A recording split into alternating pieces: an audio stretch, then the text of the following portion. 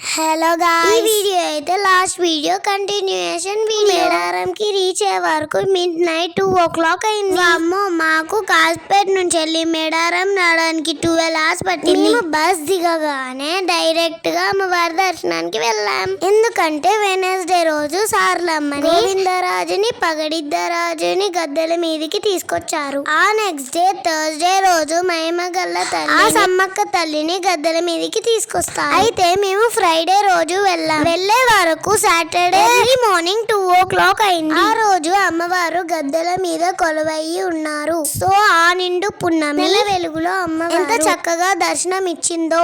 చాలా సేపు అమ్మవారి గద్దెల ప్రాంగణంలోనే ఉన్నాము.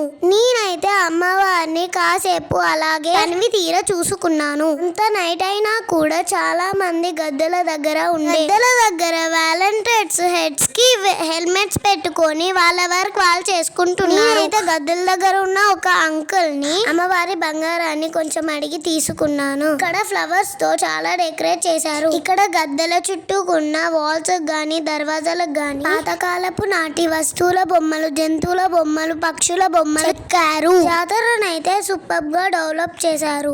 నాకైతే చాలా నచ్చింది. దర్శనం చేసుకున్న తర్వాత ఎక్కడికి వెళ్ళామో నెక్స్ట్ పార్ట్ లో చూద్దాం. నా వీడియోస్ మీకు నచ్చి ఉంటే లైక్ చేయండి, షేర్ చేయండి, సబ్స్క్రైబ్ చేయండి. ప్లీజ్ బెల్ ఐకాన్ కొట్టడం మర్చిపోకండి.